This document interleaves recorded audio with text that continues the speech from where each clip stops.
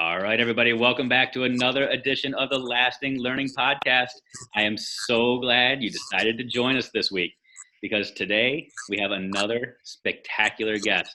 Actually, not just spectacular, we have a magical guest with us today.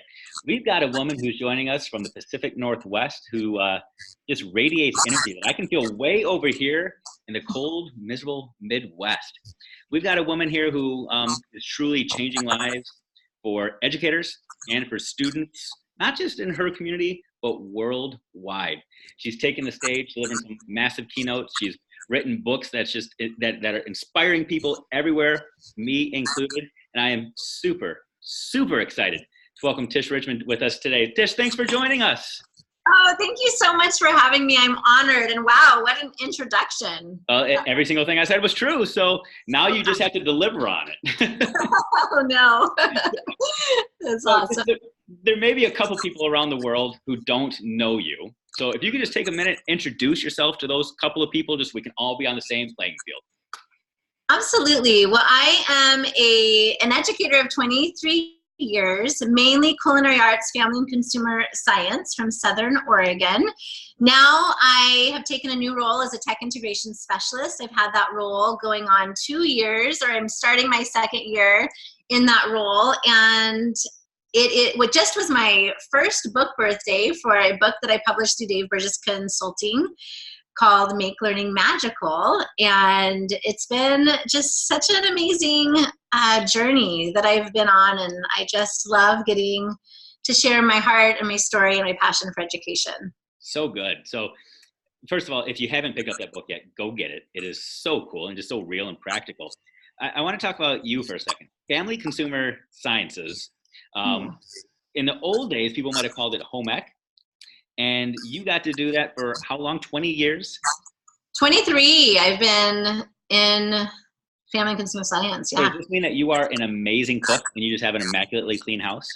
No, it's funny as I joke with people about this because, and I think I might even mention it in my book, that I got kind of tired of cooking at home, to be honest, because I'm in a kitchen all day long with, everything that you do as in your own home, buying groceries, planning meals, cleaning your kitchen, doing dishes, all of that was part of my teaching life. And so it got to a point where I come home and I'm like, oh, can we go out to dinner? Because it's just like, I don't want to be in the kitchen anymore. But now that I've moved into this new role as tech integration specialist, I'm starting to find that I am enjoying planning and cooking and baking at home again. So it is a passion of mine. It's just hard when you do it all day long. So let's go back 23, 24, 25 years ago. How does one make the decision that that's the kind of teacher they want to become? I really struggled to find out what I wanted to do. I started out in college as a business major, mainly because it was like broad, I was just kind of told that's what you do when you don't know what you want to do, is do business. And it just wasn't my thing. And then I got really interested in dietetics and thought I was going to go that route, and science really wasn't my thing. And I kind of came into my end of my sophomore year and my guidance counselor said, Tisha, got to make a decision here. Like, what route are you going to take? And I, at the time, was really interested in nutrition. And I really thought that would be a great way to go. I had a dad that was an educator, and it's, education has always kind of been in my blood. And I wanted to really make an impact. I wanted to make a difference in people's lives. And I thought, this is, I want to help other students and kids find their calling and find their passion, because it wasn't something that I really discovered until I was in the middle of my college years. And it is funny that I landed kind of in the culinary aspect of things, because that wasn't necessarily what I thought I was going to teach when I had that major. I mean, family and consumer sciences is pretty broad. It covers nutrition and child development and fashion design, interior design, and culinary. And it just happened that the first teaching job that I got in San Diego County, actually, I went to college in San Diego and got my first job in North County, San Diego, was in culinary. And so that's kind of where I landed, and I just ended up being in culinary ever since. So that was, I taught some interior design as well, but it's been a majority of that time has been culinary arts.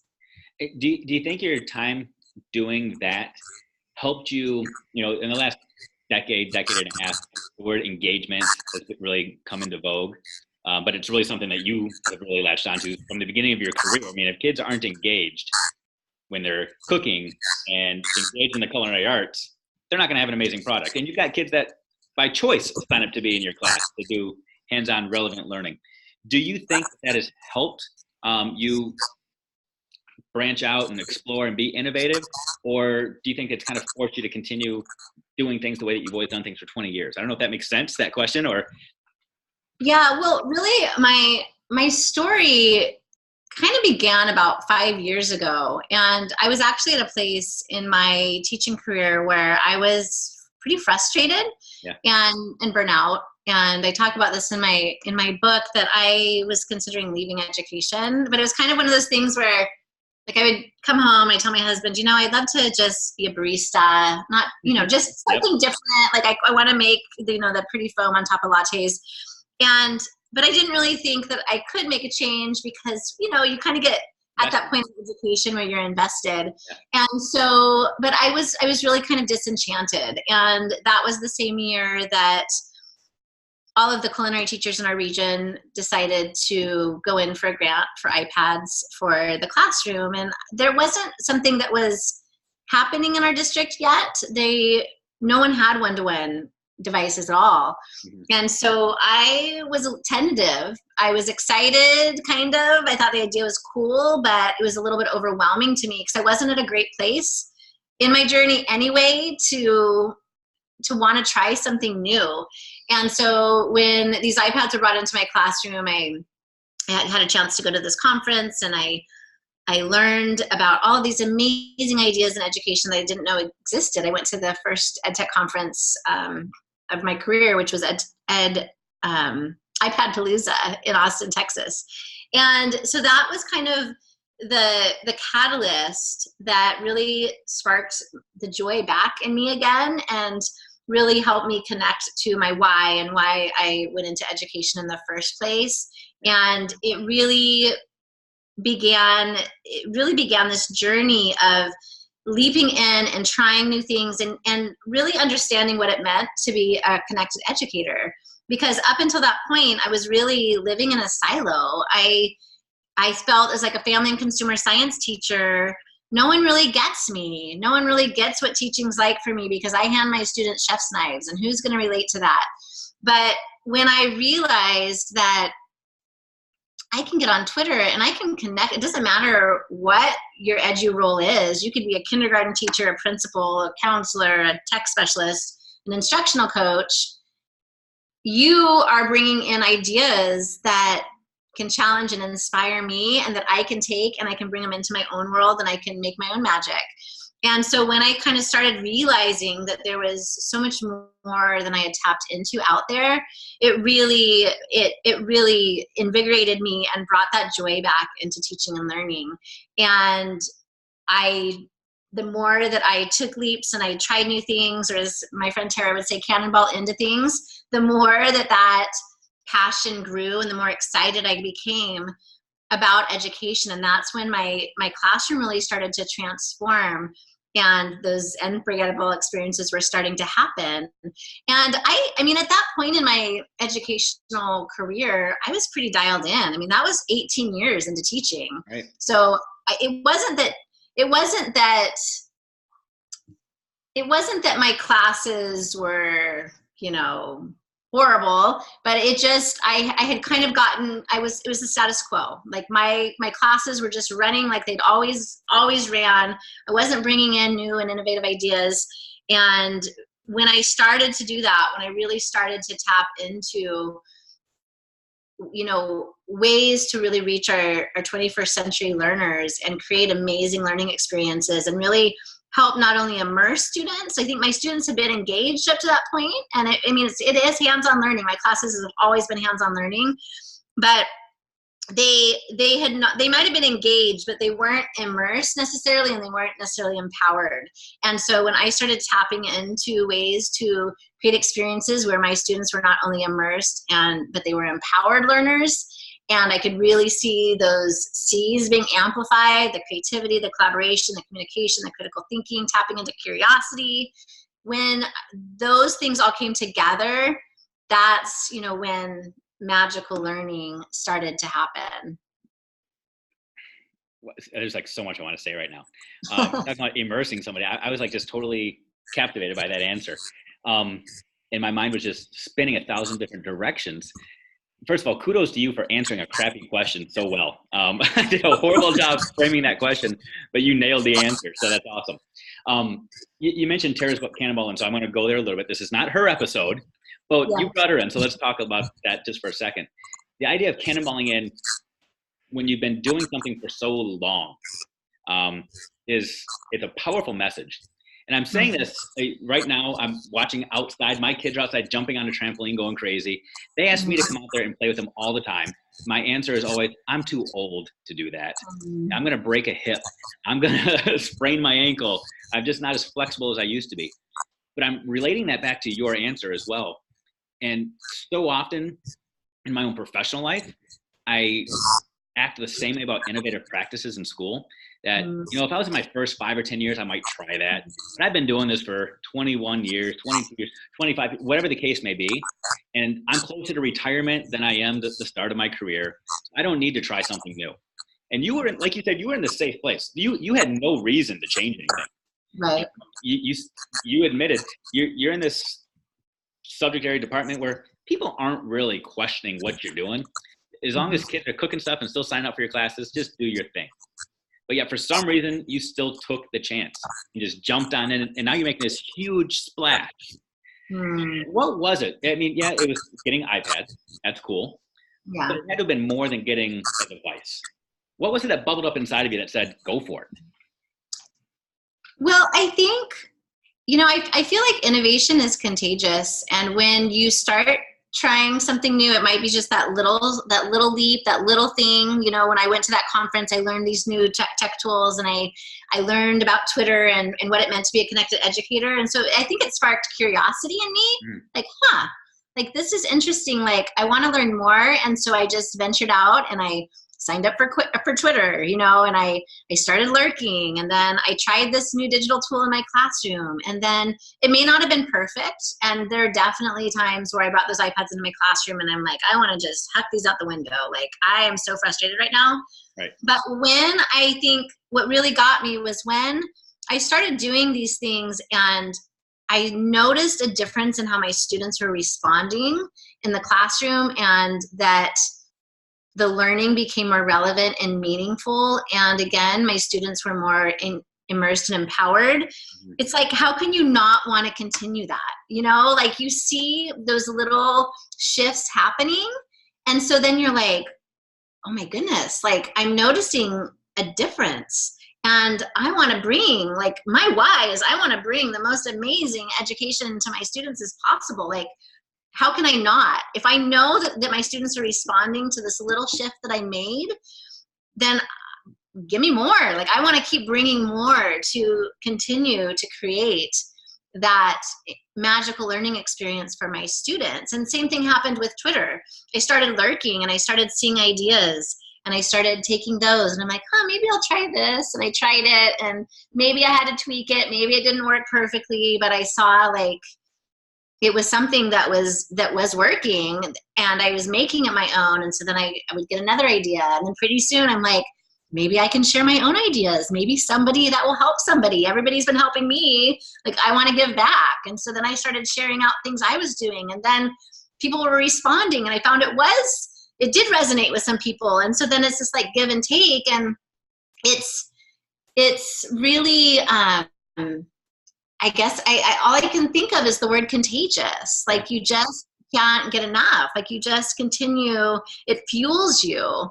And that's what I just felt like it was, the more that I tried, the more it was fueling me to continue to want to bring the best educational experience I could to the people I serve. And now as a tech integration specialist, that's how I feel about my new role, is I want to bring joyful learning into all of the schools in our district, not just that my culinary classroom. Like, now I have an opportunity to help inspire and challenge and empower educators to bring joyful learning into their classrooms. And I joke with my administrator all the time that I want my secret title to be called Joy Specialist, because that's really where my heart is. Like, I want to bring joy into teaching and learning, and so that's been really fun to be able to have this new challenge and new opportunity to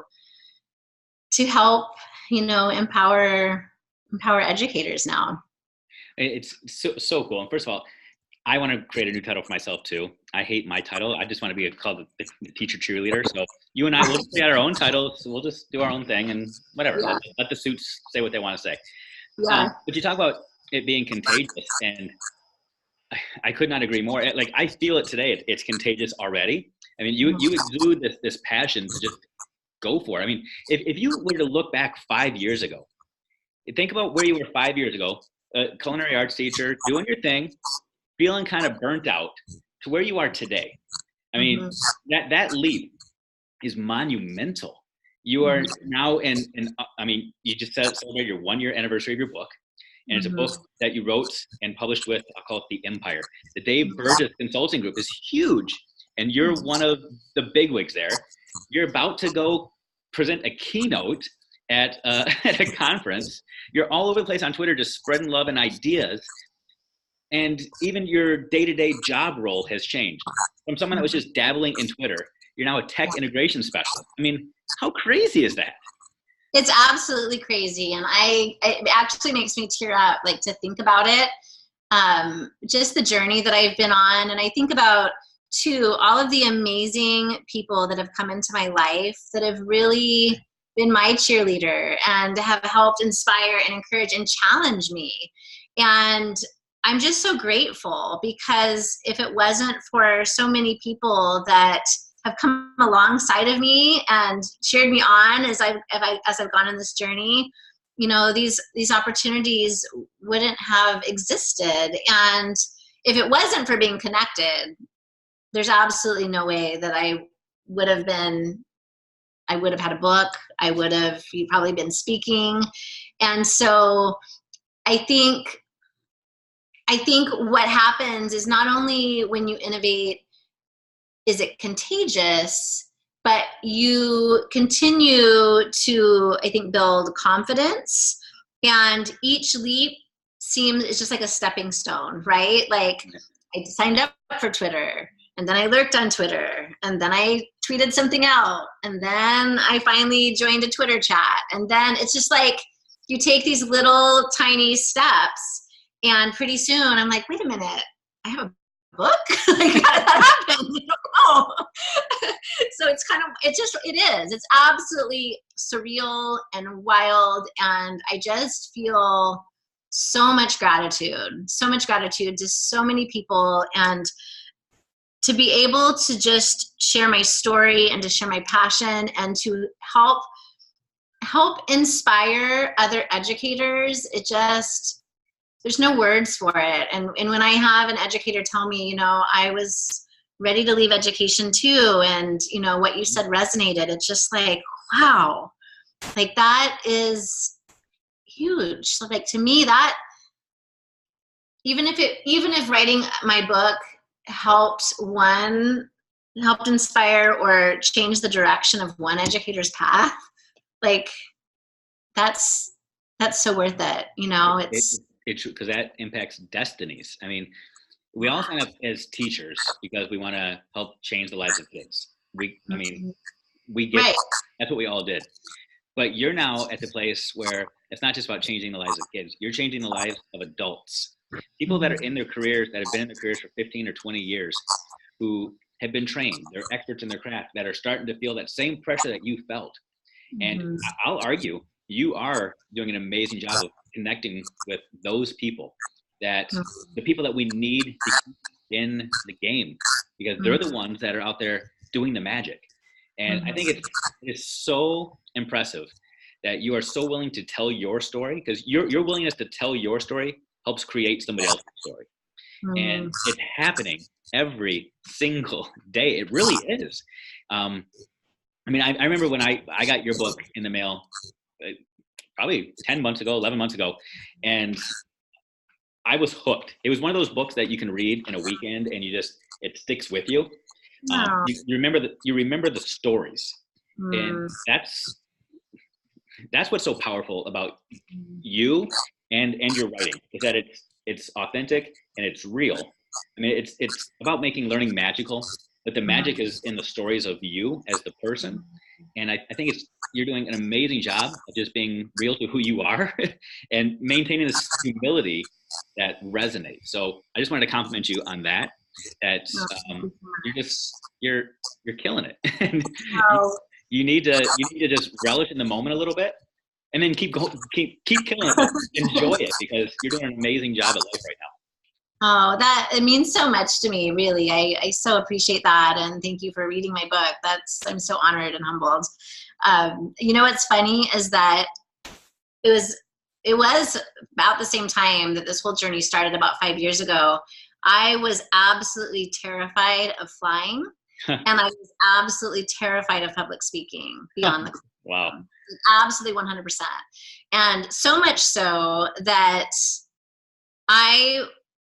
2 weeks before a flight, I would have knots in my stomach, to the point where like I would feel nauseous, like butterflies, for 2 weeks before a flight. And what would happen is that the entire flight, like I had to knock myself out, because I couldn't even like handle being in the air for any length of time. And it was just terrifying for me. And then I was so fearful that when I finally got to my destination, it affected the entire trip, because as soon as I got there, I would start worrying about coming home on the plane. And I mean, it sounds crazy, but it was absolutely 100% true. And so I think about just that, and the fact that now, I mean, if it's turbulent, don't get me wrong, I'm gripping the person next to me, I'm holding onto the seat, I'm like this, but I don't at all have that same fear. Like, the fear has gone away, because I wasn't going to let a plane get in the way of me having an opportunity to share my message and to share my passion. And so I kept saying yes. You know, I kept sending in those conference proposals, and I kept committing to doing it. And the more that I went, the more that I flew, the less fearful I became. And it was the same way with speaking. The very first time I spoke, I remember it was at our local EdTech conference in Southern Oregon. And I remember Michael Matera, a friend of mine who wrote Explore Like a Pirate, he really is someone who really influenced how I've gamified my classroom. And he was one of the very first people that I met in the edu world. And I had this opportunity that came up for me to present. Somebody that was planning the conference had asked me to present. They'd heard that I was doing some things with gamification. And I remember talking to Michael, and I said, I don't know that I should do it. Like, I don't know that I'm ready to do this. And he's like, yeah, you are. Like, go for it. You got this. And then it was about 3 months before the conference, and I was freaked out, like so freaked out. I was so mad at myself for saying yes. The day that I had the conference, I remember it exactly the day, because it was my son's birthday, April 15th, tax day. It was my son's birthday. I was the junior class advisor at the time, so I was in charge of coordinating like all the choreography for the Milli Vanilli dance competition between classes in high school. And like in our family, like birthdays mean I have balloons and streamers down the hallway. I make a birthday breakfast. You know, we have like a special morning, which we've done that for our kids. So I had that, I had the Milli Vanilli, and then I was supposed to go to this conference, and I was a wreck. And I got to the conference, I knew that there was no way I was going to go to any other sessions. Like, this was all I was going to be able to do, was to speak. Like, there was no way I would even be able to concentrate on anything else. So I get to the conference, like to my session, about an hour before my session, and I had never even like hooked up a laptop with like a dongle before. I hadn't done anything like that. So I'm like, oh my gosh, like, do I have the right connectors? Like, I just didn't know.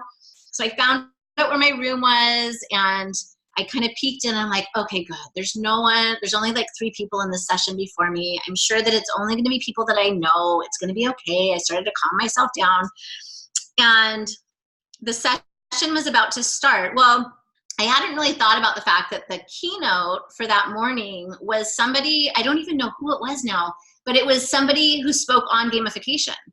So, and my session was going to be on gamification. So I go in, I get my stuff set up, and people start flooding into my room, like flooding into my room. I'm like, what in the heck is happening? And then it started to connect. Oh my goodness, they think that I'm the keynote, or they think that I'm associated with the keynote, like, or maybe they just got excited about gamification and so they signed up for the session. Regardless, they had to turn people away. It was standing room only in the session that I was giving. And I was like, oh my word, what in the heck did I get myself into? But then I was about 2 minutes in, and all of a sudden I'm like, I'm just sharing what I love. Like, I am sharing my passion. I'm sharing like how much, you know, my story and what's happened in my classroom. Like, this actually is fun. And I got done with that session, and it was funny because all of the fears that I had, all the things that I was, the negative self-talk and the things that were going on in my head leading up to that conference were all like, people came up to me like completely like validating why I should have given that. Like, they were, you know, contradicting all those negative thoughts in my head with positive affirmation. And it was like, that was it. It just took that one session, and I'm like, this is so invigorating to get to be able to share my passion with other educators. Like, this is actually fun. And it just took that one time for me to realize I actually like this.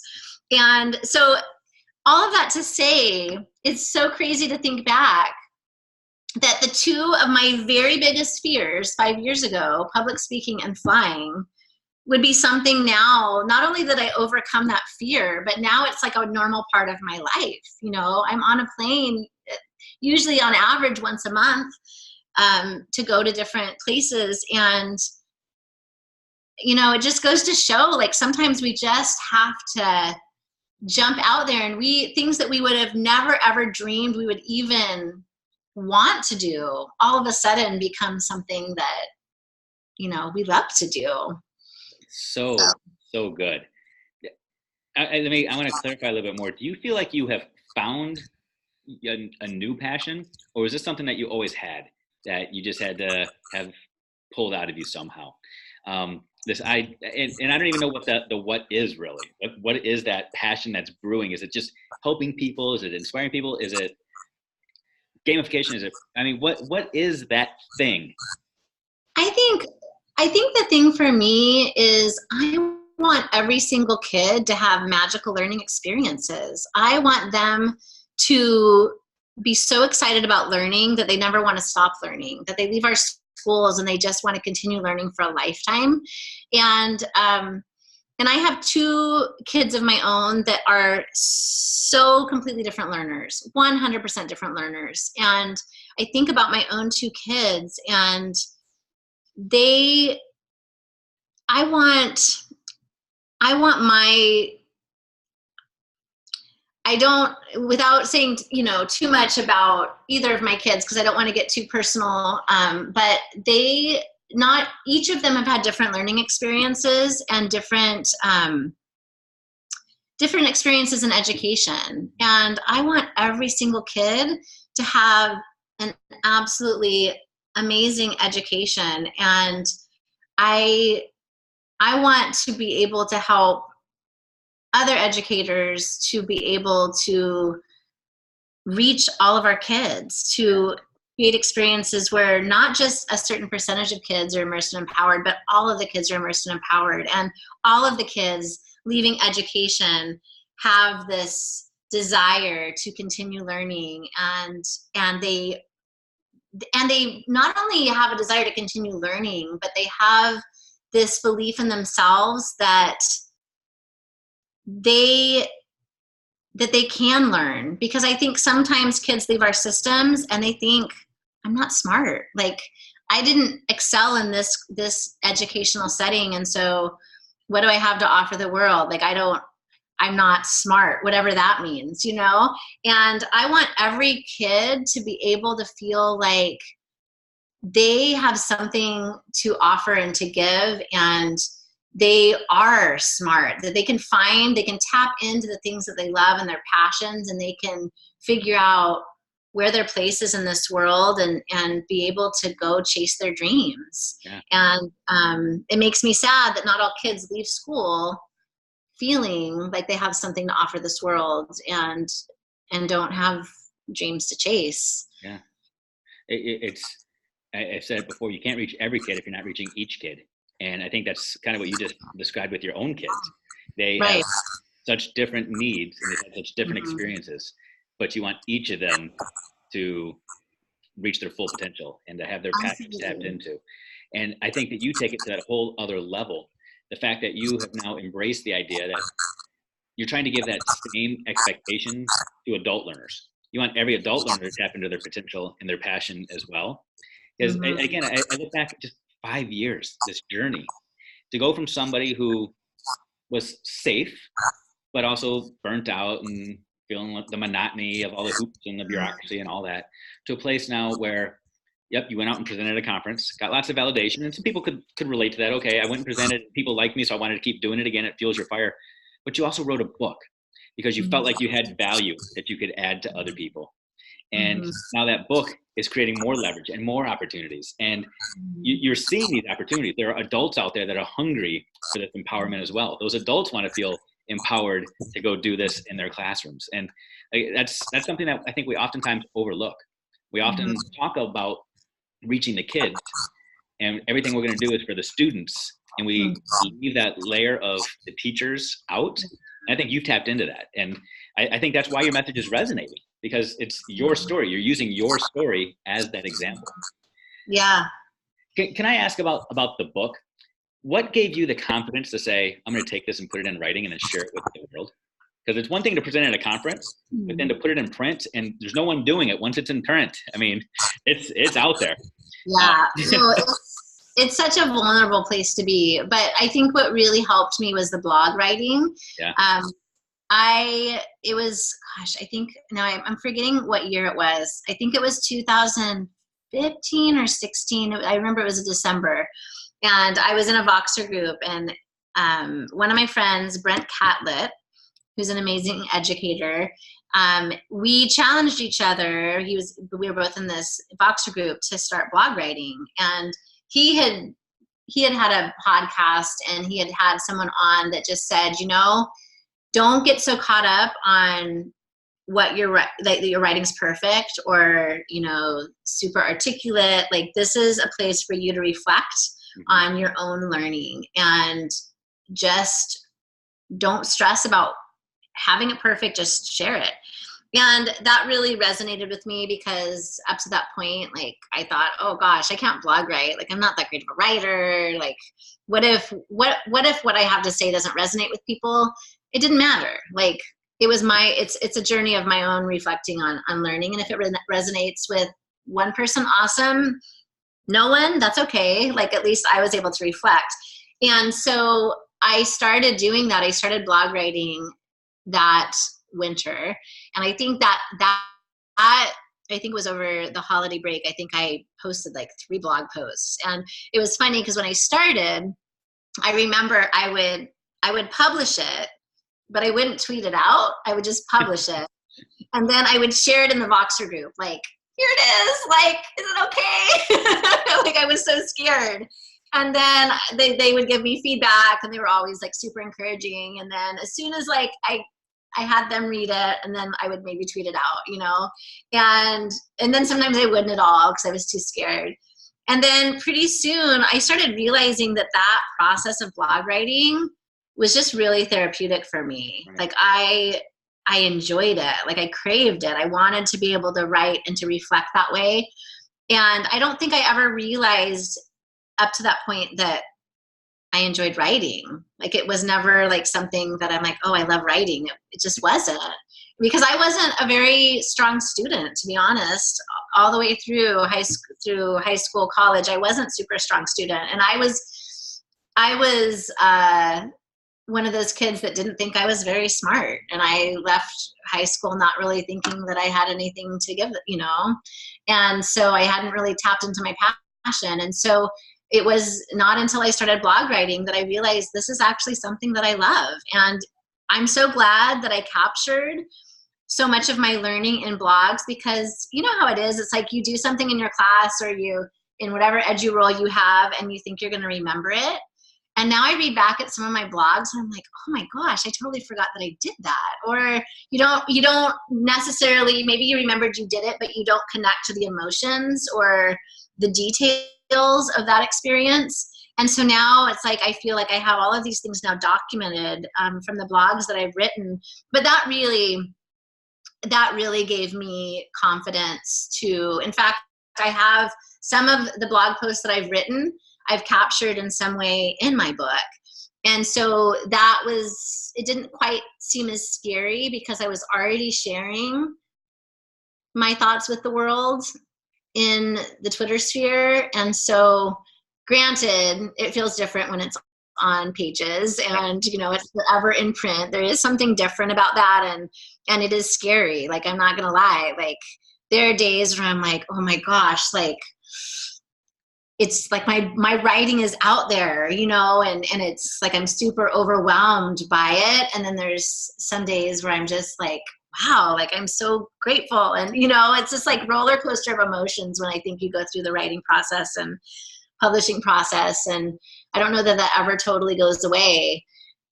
But, if it wasn't for blog writing, I don't know that I would have realized how much I enjoyed the process of writing.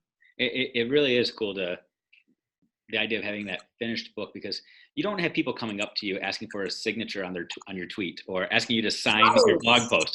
But when you have the book, they're like, wow, I want your signature because you did this. This is it. You are the creator of it. There's more of that personal connection with it.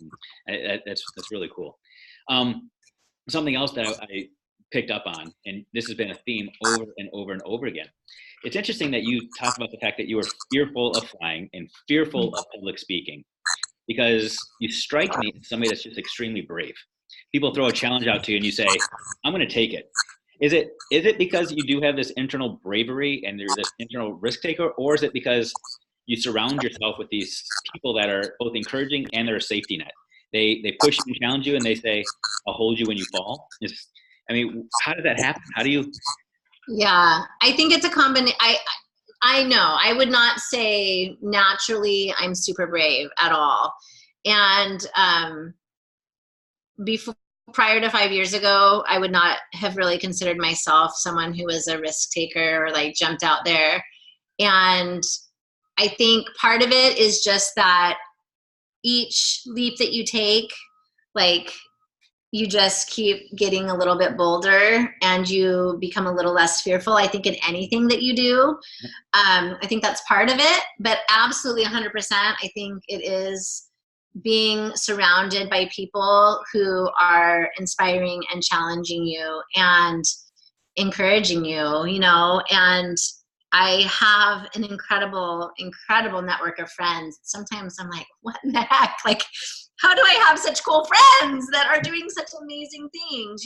Like, it's amazing. It's just, it blows my mind. But if it wasn't for that support system, that network of educators that are completely like, are pushing the limits of what's possible and so passionate, I don't know that I would be as brave as I am. And I don't know, like, I don't necessarily consider myself brave, but when I look back, oh my goodness, 5 years ago, yeah, compared to that girl 5 years ago, I definitely have become so much more bold and brave.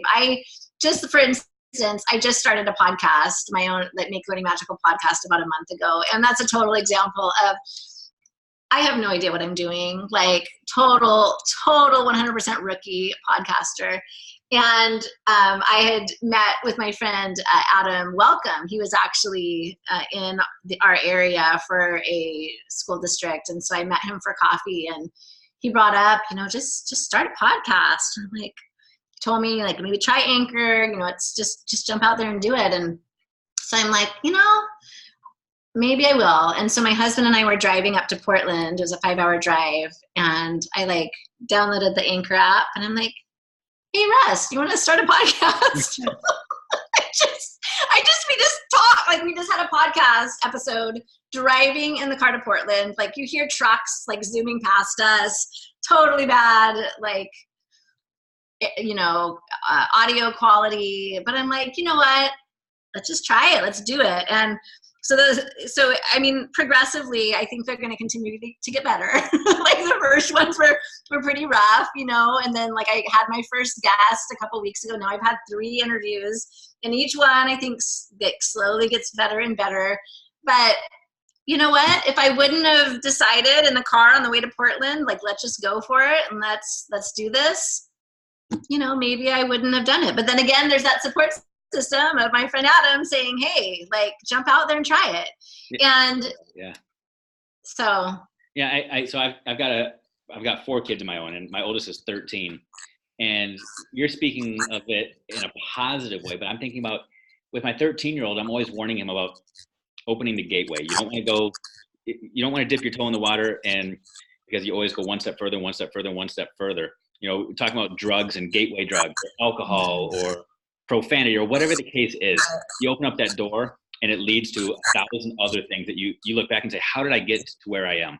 You always hear about addicts that it started off with one experience, and then they look back and say, how did I get where I am? But what I'm hearing from you is it resonates on the positive end as well. Sometimes you just need to have that gateway experience. You got to take that chance and say, I see other people out there that are doing this, and they're smiling, they're surviving, they're thriving. Can I dabble in that as well? And I'll be honest with you, that's why I do this podcast. Yeah, it's cool that other people listen to it as well. But I love having conversations like this with you, because you inspire me to go out there and take these chances and to just do something different tomorrow. And there are things in this world that scare the crap out of me. Scare the crap out of me. Things that I think about myself, and I all of the flaws that I have and all the insecurities that I have, and they hold me back from going out and taking some amazing chances. And honestly, I'm being very real. I've got a few things on my list of things that I wanted to try to get done before the end of this calendar year. That I made excuses that I wouldn't be able to get them done. And when we're done recording today, I'm coming up with a plan to get those things done by the end of this year, because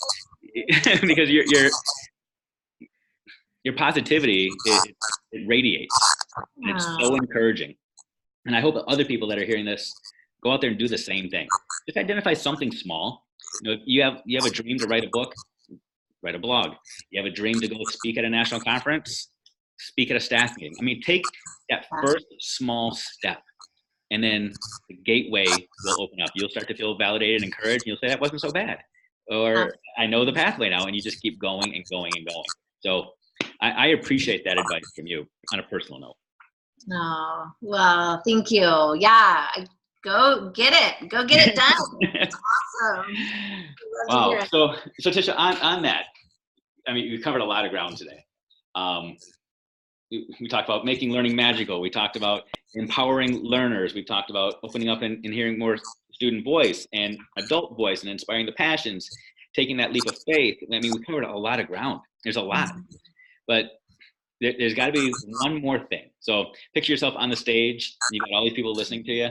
You're about to walk off, but you've got 30 seconds, and they're all just completely focused in on you. What is that mic drop moment? What is that thing that you want to say to the entire world while you've got them captive? You hold the magic. You can look at me and say, oh, but that's her, and that she's done that, but that's not me, or this. You hold the magic. So whatever, take inspiration from other people and what other people are, but make it your own. Make your own magical experiences happen in your classroom, because you're the only you.